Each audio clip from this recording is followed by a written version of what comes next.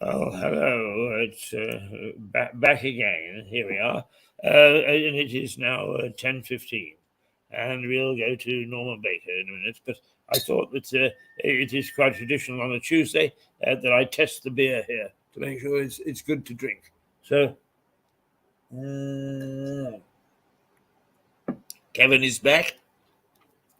He quickly whipped behind the bar to decant some of it, and now I get to taste it. That's the one, and it's the two, Mr. Keith. Yes.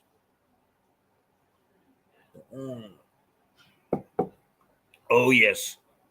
I don't think the purists will be disappointed in the quality of the beer this morning here. So I will slowly sip while we actually then go to Norman Baker, and a fascinating man he is, actually. And I'm happy to say I call him a friend. And although we haven't in the last 6 weeks or so, we normally have a drink together about once every 2 weeks. So I'll have to gee him up on that. Probably my fault, because with me not being able to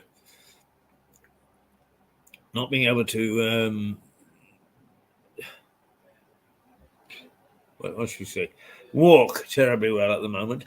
But just to put you into the picture on this is there's Nora Leslie Hills is an artist, and she paints local characters.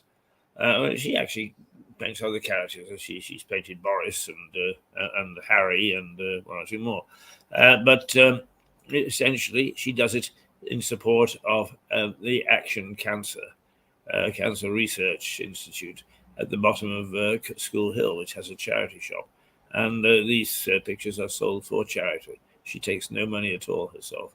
It's for charity, and they are displayed in the shop window. And what we did was we did a little series bringing to life those people who were painted. And amongst our souvenirs, there's one of Norman Baker, a picture of Norman Baker, and so we did a little chat with him. So here it is.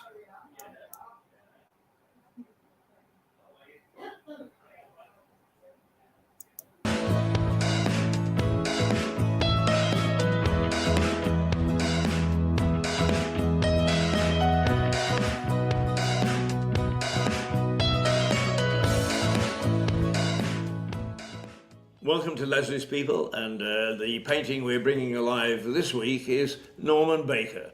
Norman has been, for a long time, the MP locally, but he had a career outside of politics, and an interesting one at that. Norman, one of the things that we know about you is that you are a digger for information. You're a terrier. And you were very keen on the very strange case of Dr. Kelly. This is 2003, and this was the famous government, soon to become famous government scientist, who was involved in working on illegal chemical and biological weapons, not just for Britain but for the world.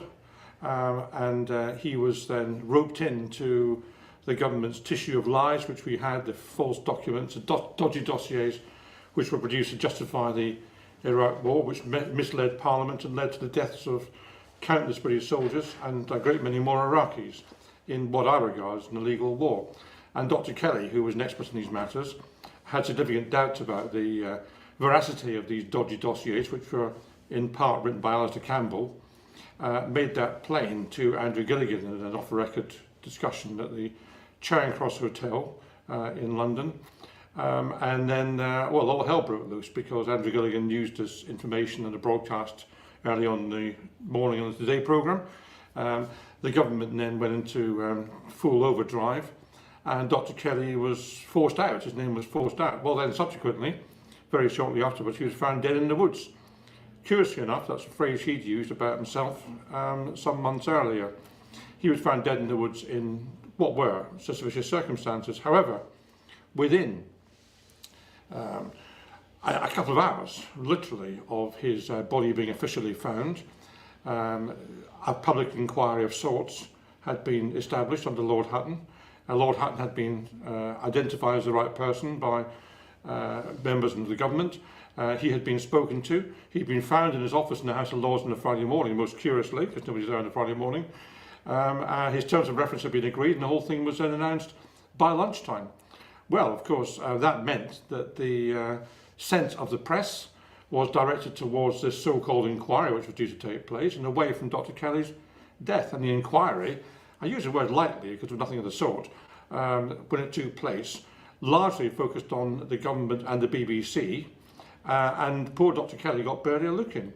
Now, when this was all happening, I thought, well, you know, why is nobody looking at the death? This is a man who has died in suspicious circumstances. And we still have to tell you, 18 years on now, nearly 18 years on, there's been no inquest. This is absolutely disgraceful in this country. Whatever you think happened to Dr. Kelly, everybody who dies in suspicious circumstances is entitled to an inquest. There's been no inquest on Dr. Kelly's death. And apparently, nobody seemed to be that bothered about it. So, in 2005, 2006, when I saw the way the wind was blowing and that nothing much was happening about Dr. Kelly, and I looked into matters, I was contacted by a number of doctors who said it is clinically impossible for Dr. Kelly to have died in the way that it was described. And the more I looked into it, the more distasteful and suspicious the whole matter became. The so-called Hutton inquiry was nothing of the sort. It was a non-statutory inquiry. That means that nobody was there giving evidence under oath. Nobody was compelled to come and give evidence at all. The key police officer investigating the death didn't appear or was never mentioned in the inquiry. Dr. Kelly's best friend, Mike Pedersen, who knew all about Dr. Kelly, was not invited to give evidence. People who were giving evidence didn't do so under oath. A whole lot of contradictions arose in the limited evidence there was. At one point, I think it was the pathologist was asked, would you regard the death as likely to be suicide? I think that was roughly the question. And he said something like this, I haven't got the exact quote in my head. It's consistent with suicide if you ignore all the other facts. So what did Lord Hutton say to this? Did he say, what do you mean by that? No, he said, thank you very much. That was the end of the evidence. That's the kind of inquiry it was.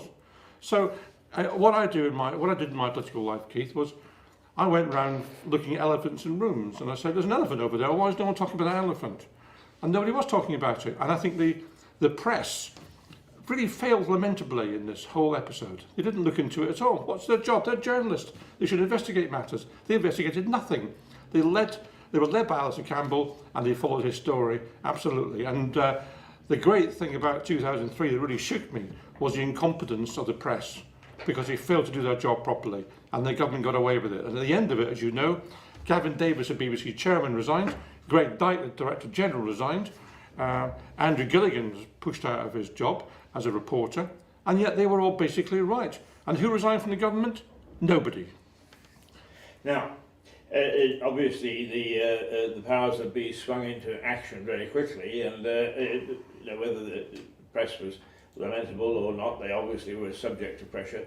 What pressure were you subjected to? Oh, well, I mean, as soon as I decided to write this book on Dr. Kelly, I invoked the Daily Mail, and the Daily Mail was very supportive. It ran stories with me. It finally serialised my book, including, I think, 2 front pages of the Mail. And I did that not because it was just useful to do that, but I did it because it gave me some protection, because if you've got the Daily Mail on board, then people think twice about what they do with you. So it was a measure of protection.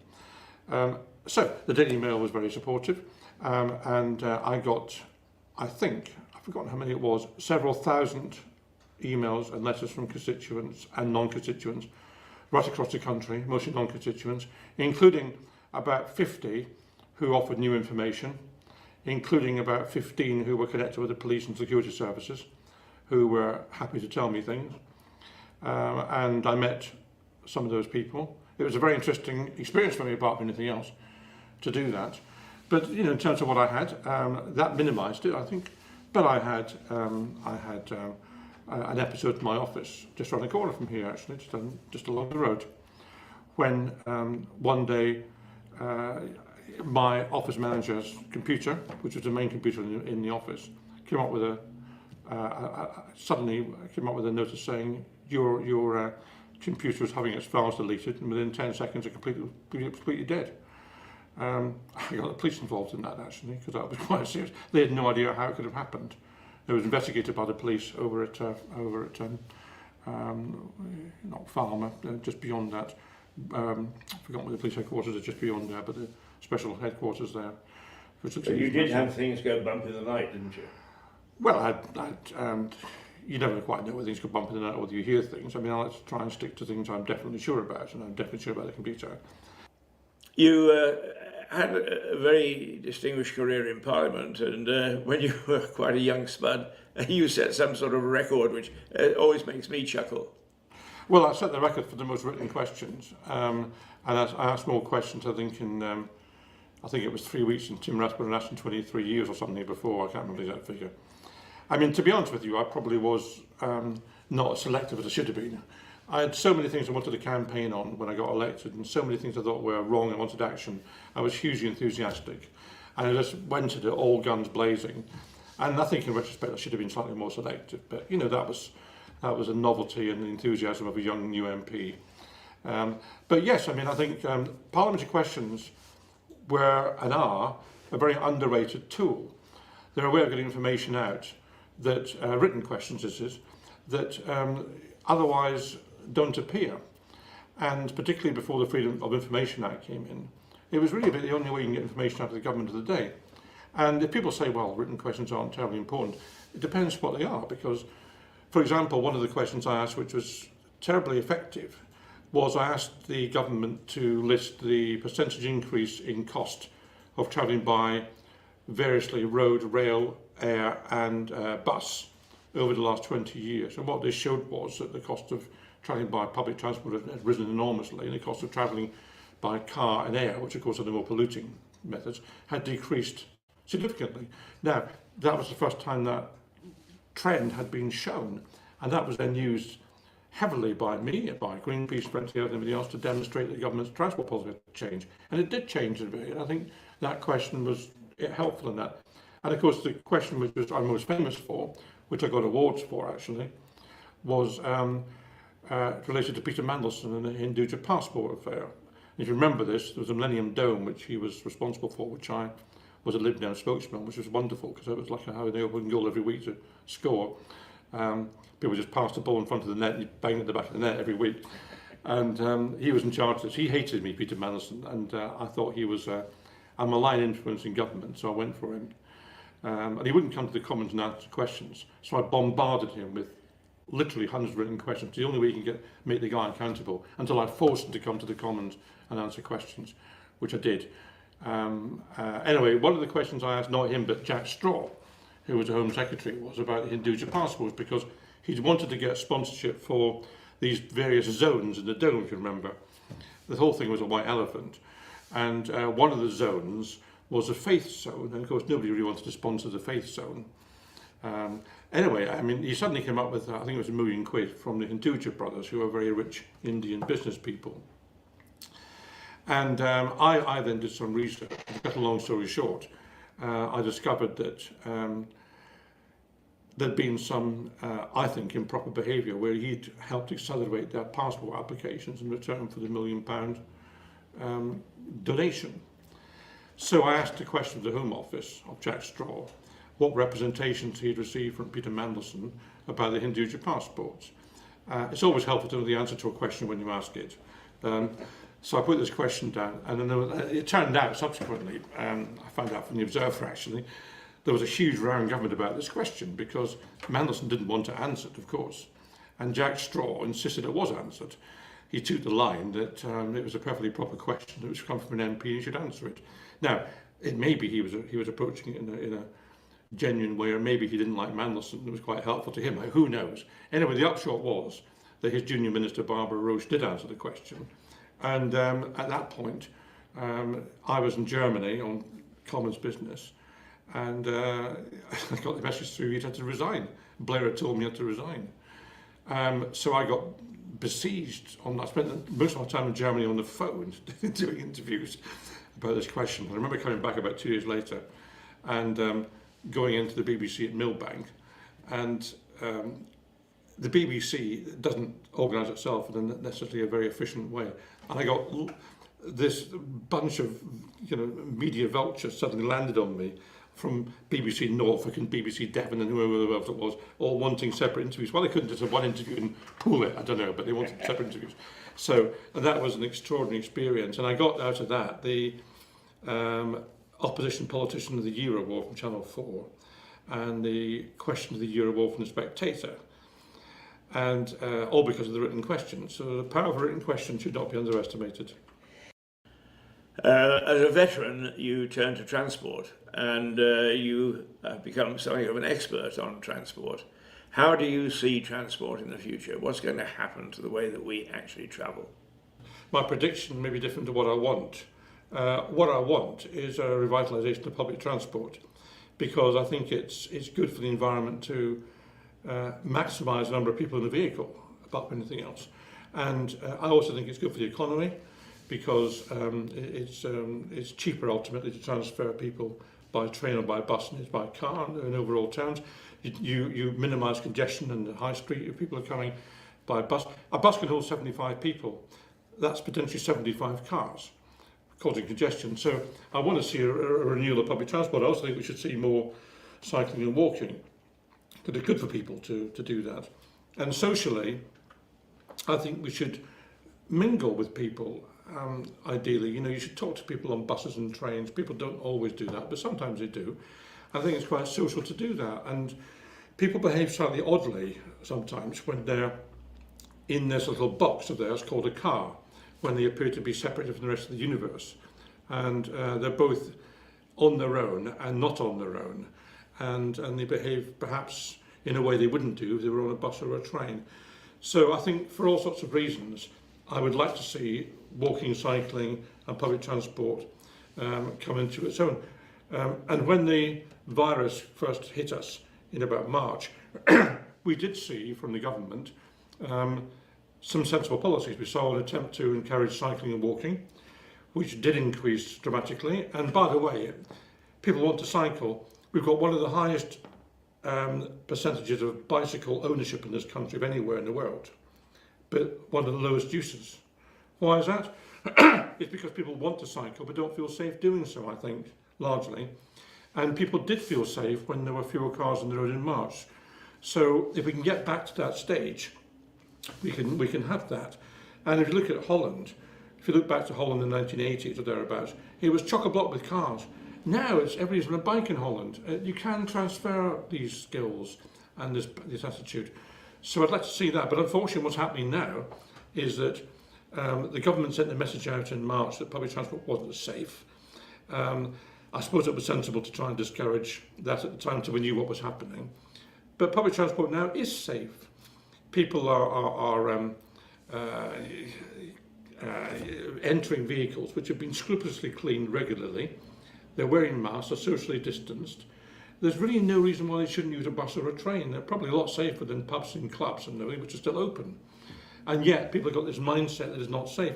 So the consequence is that we're having a car-based recovery now, where car traffic's back to where it was, and public transport use is well down.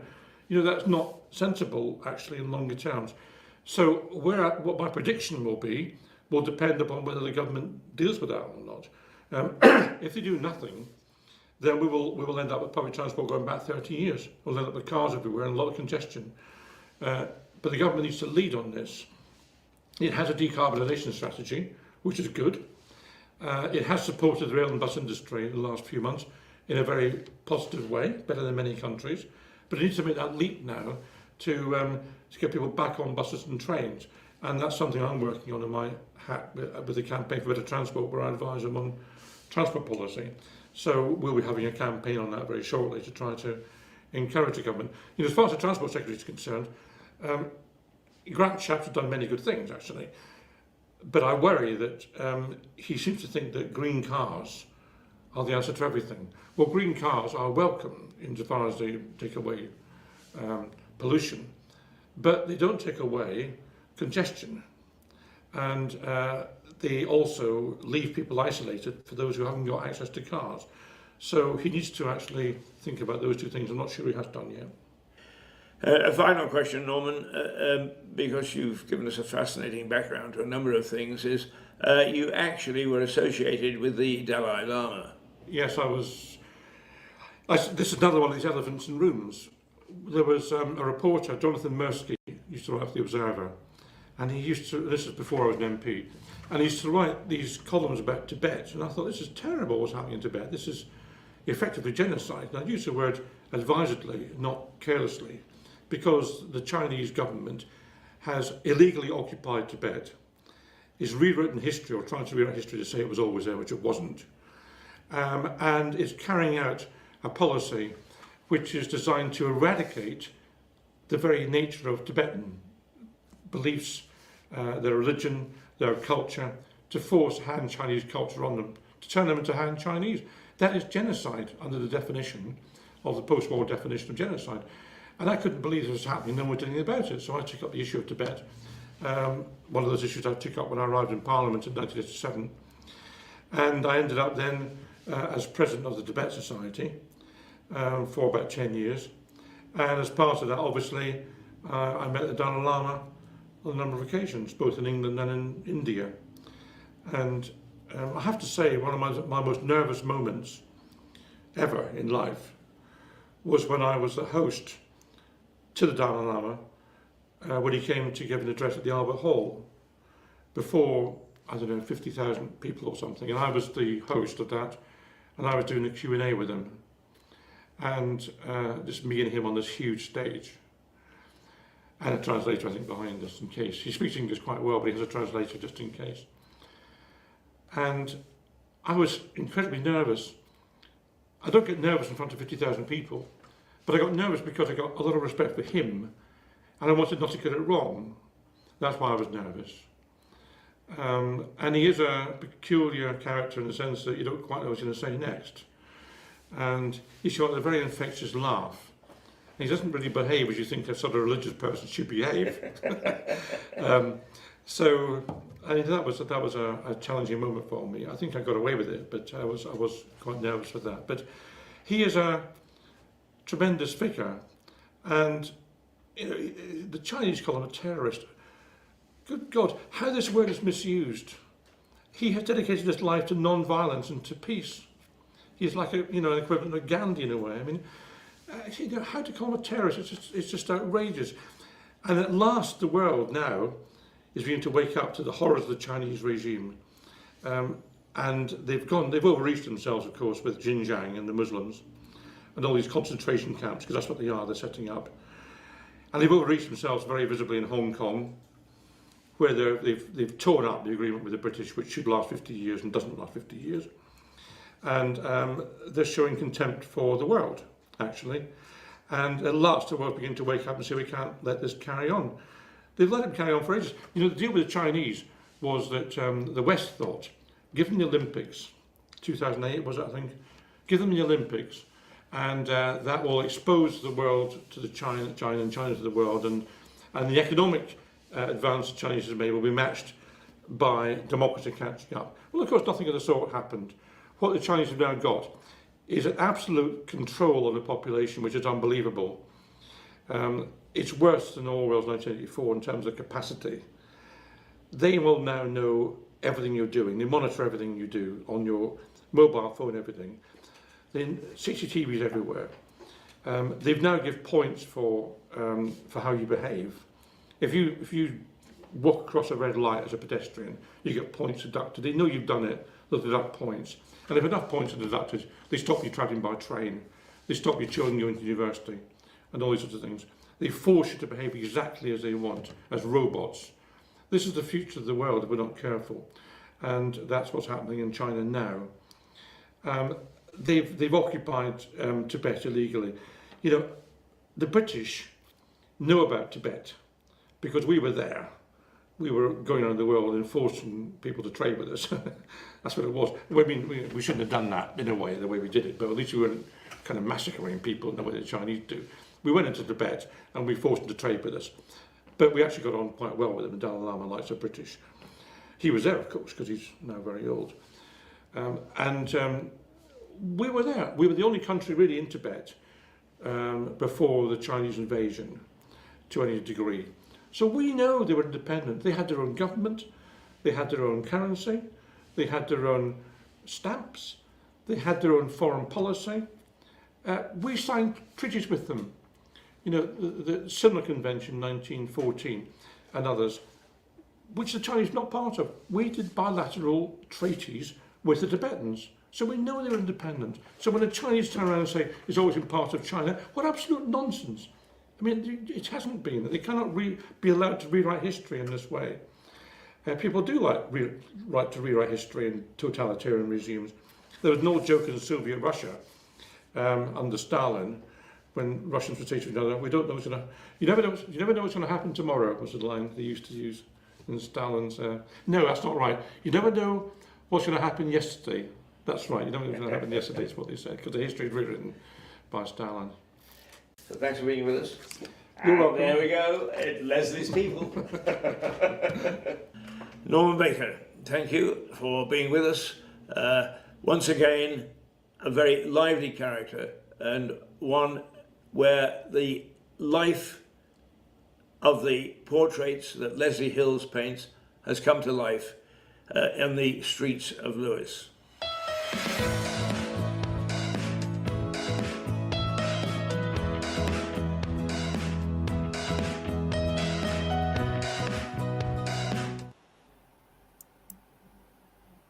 Well, they are, as Norman Baker and an interview not done too long ago,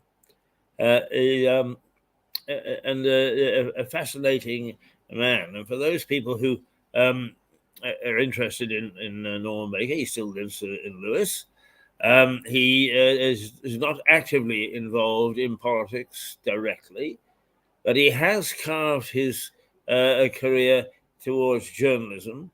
He's a consultant, a transport consultant, but his journalistic career is quite interesting in as much as he writes feature articles for most of the major daily newspapers, and particularly for Sundays.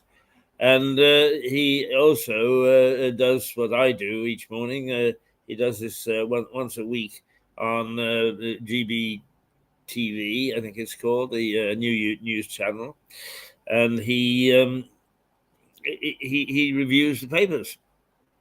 So a very busy man, and actually very good company when you're with him. When we get together, we spend a couple of hours together and we never shut up talking. And it's an interesting session that I have with him. Incidentally, I finished the beer. It tastes particularly good this morning. It is now 10:44, and let me have my little rant for the day. And I'm going to start off because I have been mentioning the issue of Parkinson's, and that it is an iniquitous disease and is the country cousin. People don't actually pay too much attention to it. Somehow it's as if, well, ho-hum. And I think even the medical profession tend to look at it that way. But I would make an appeal to anyone and everybody who watches this station and watches me I've got Parkinson's, and it's causing me problems in walking. Strangely enough, somebody put up in Lewis Present this morning a little story about Michael J. Fox, who's probably one of the most celebrated people to have Parkinson's. But there are lots of celebrated Parkinson sufferers, going back to Muhammad Ali and the great American evangelist Billy Graham, the pianist singer Neil Diamond, the Big Yin, and other British stars and famous people coming down to me. But a very, very good friend of mine, way out on the west coast of Canada, died a couple of days ago from Parkinson's, and it's almost impossible to die from Parkinson's. So you can see how ill he was. A friend of mine in Liverpool, who was responsible for my first ventures into Eastern Europe, died. No, he hasn't died, but he had to go into a home and hated it so much that he's now at home with his beautiful Russian wife looking after him and making sure that he's comfortable and happy. There are a couple of people here in Lewis that I know have got it, and they're going through that period where they really don't want to, it's shattered them so much, they don't really want to communicate too much about it. And I said to them, look, anytime that they're ready, I'm very happy to talk to them, because from the very word go, it's just my nature, is I told it to bog off, get lost. And I continue to take that, even though it does take its toll. There's no question that in the evenings, particularly, and particularly when I'm on my own, I tend to feel just a little sorry for myself. And then the next day I wake up ready to come into this television station and the beautiful people that greet me each morning, and I'm ready to get my glass half full again. I refuse to allow Parkinson's to get me, to grip me. There's one lady here who's a very nice young lady, and whose father came out a couple of years ago, and he was suffering from Parkinson's. She said she'd heard me speaking in the positive way that I do. And when I speak to her father, and he was here for about a month, I think, and I spent quite some time with him. And together we got up our courage and said, right, go on, you bugger, off you go. And when he came, he could not do this. And when he left, with a great big grin on his face, he went. Now his daughter went back to Australia with him. She's since returned here. I've only had a chance to speak to her a couple of times, but I understand that he's going downhill a little bit now. You do need sort of help and support, and one would think that would come from the charities and the disease support organizations. Well, it doesn't. I have to say that I am very, very disappointed. They have, like most charities, they've got themselves into a nice bureaucratic mess. So they've got lots of rules and lots of regulations, and they meet in committees and so on, and sweet bugger all happens. I'm sorry if I'm being unkind, but that's the case.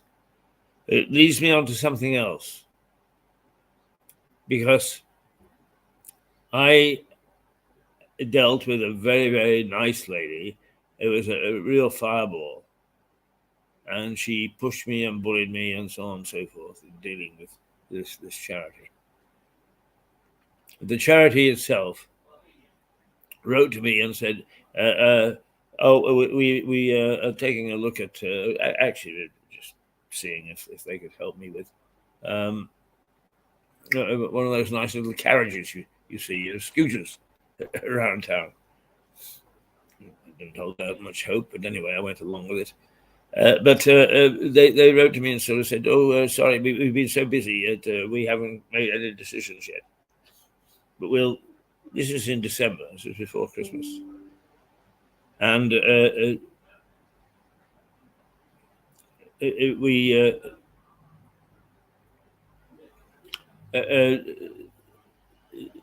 I've not heard anything since. Now that's just, it's probably bad management. So I'm not sure I want my money to go to these organizations. But if anything else, it's bad manners. And that is a curse of the establishment right throughout our society. And I am of the firm belief that if we started to be courteous to one another, and really nice to one another, and appreciative, then we would be much better off. I am privileged. I haven't been able to use it recently, but I'm privileged to belong to a London club. Oh, elitism and so on and so forth. Well, maybe. I'm not so against elitism if it does, because when you enter the doors, the front doors of that club, there is a protocol. And you have to be courteous. And you have to be civil. And you treat the staff almost as if they are your friends. And you're treated likewise by the staff, by the other members. And you follow a set of strict rules. There was never any fighting in that club. Oh, the verbal jousts, yes. Because most of the people are, in some ways, key members of our community. But the courtesy and decency that prevails is a couple of years ago, I was talking to the lady who holds sway at the cocktail bar, lady called Josie. She's now retired, but in appreciation of everything that she did, the bar is still known as Josie's Bar. But she said to me one day, Mr. Hayes, she said, I come in from Southend. I see graffiti. I see dreadful things done to our environment. I hear people swearing and shouting and abusing each other on the train and in the streets. And she said, I walk into the front door of this club and I walk into a world of courtesy, decency, kindness, and understanding. And I enjoy my 8 hours here before I go through the door again and out into that vicious world. So, you see, it does exist, but it's not catching on. Not only did this Parkinson's organization demonstrate the ultimate in rudeness and discourtesy. Oh, and they say, oh, we're very, very busy. Nobody is too busy to be polite. Nobody is too busy to follow up. And if you can't do it, get out. Don't belong to it. Don't become a member of a charity or an organization just so you can tell your neighbors that that's what you do. Ponce around and hope that somebody will notice and give you an MBE or an OBE or a knighthood or whatever. And there's no reason to do anything. But you know, I shouldn't be surprised.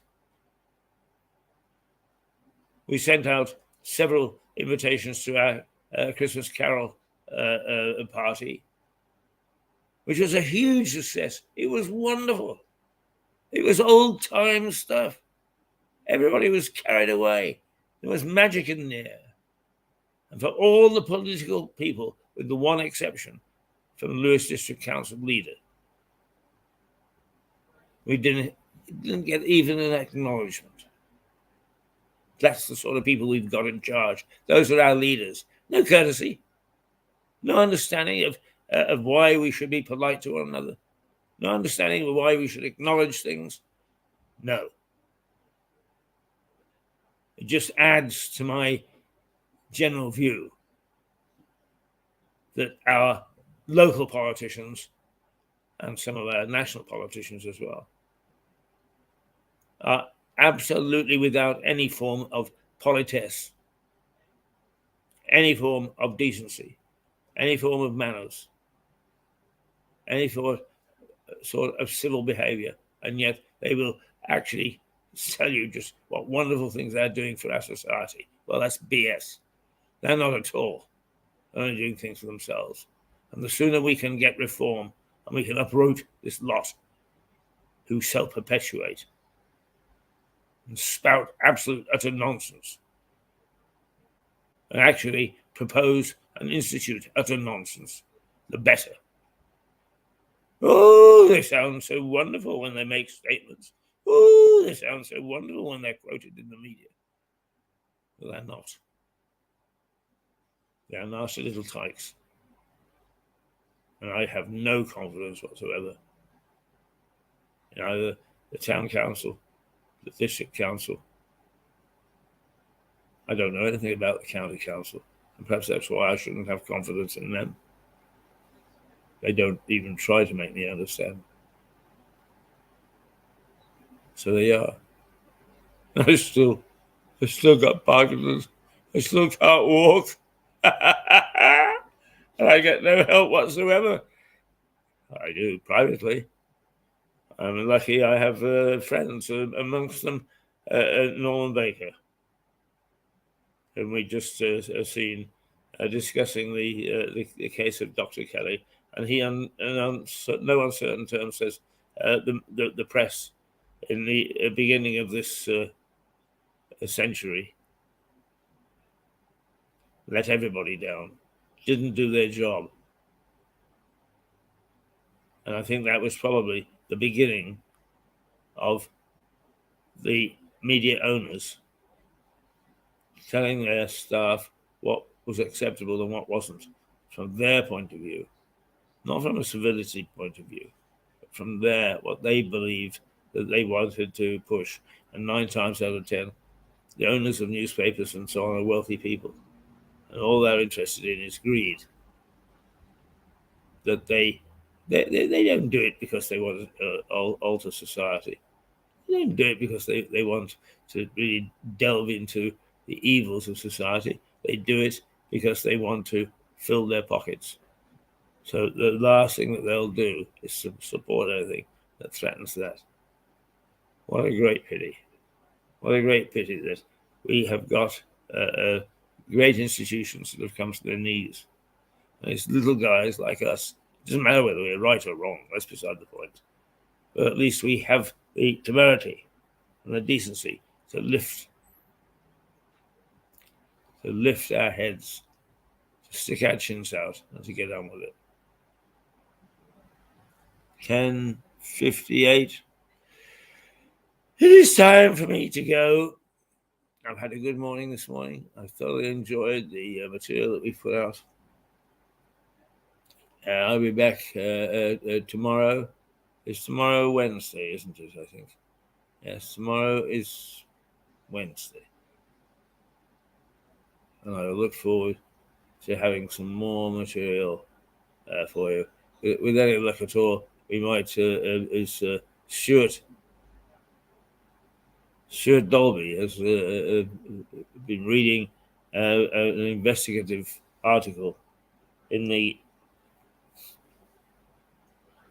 Observer this past weekend, which outlines chapter and verse the corruption that goes on in the energy sector, which is creating impossible conditions for us all to meet our bills, to meet the cost of keeping us warm, of allowing us to cook, of allowing us to take a warm bath. And he is, hopefully, he's going to pop by tomorrow to outline what is said. So until then, it's 10:59 on the 14th. Oh, it's Valentine's Day. Ha ha. Well, I paraded myself around in the hope that some lady will embrace me, because this is the day that they can. Some lady will embrace me and say, "Oh, you a wonderful man. Let me take you home and let me cosset you and let me love you and let me look after you." Well, it ain't happened. I'm not that wonderful. Oh dear, oh dear, oh dear. However, I am happy that I know a number of ladies who are very decent and really do, in their funny way, look after me a little bit here and a little bit there. I'm not at all unhappy with the 14th of February, with Valentine. The only thing is, I don't have just one Valentine. I've got a dozen or so, and not all in this country. I've got some in the strangest places around the world, including Russia, I may say, and including Ukraine, and including Northern Ireland. Hot spots. They are. But lovely, lovely, friendly ladies, I've got lots of in those places. That's just something to be said for a bit of trouble in the world, mixing it with Valentine's Day. Oh dear, dear, dear, I've gone to 11:01 now. I better go. No, hang on, we got a couple of dollars. Oh, Mickey Connors. I wrote a letter to Mr. Baker regarding no socks. Hang on. We've got Mickey. I wrote a letter to Mr. Baker regarding no socks in Lewes prison, and he sorted out the problem. I had socks, but other people only had 2 pairs to last a week, and were having to wash their socks in the sink. So Mr. Baker contacted the prison and made them buy new socks. Good. Thanks for the socks, Mr. Baker. Well done, Mickey. Well done. You haven't been around lately. Good to see you back. Well, there's no sense in putting that up, really, because it's up now. It's up. And we have to say toodle poo. Toodle poo poo. Okie doke.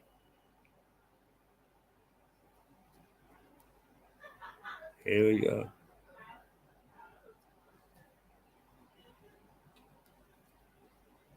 And not far away. You got so many pictures now in our store. Is Toodles.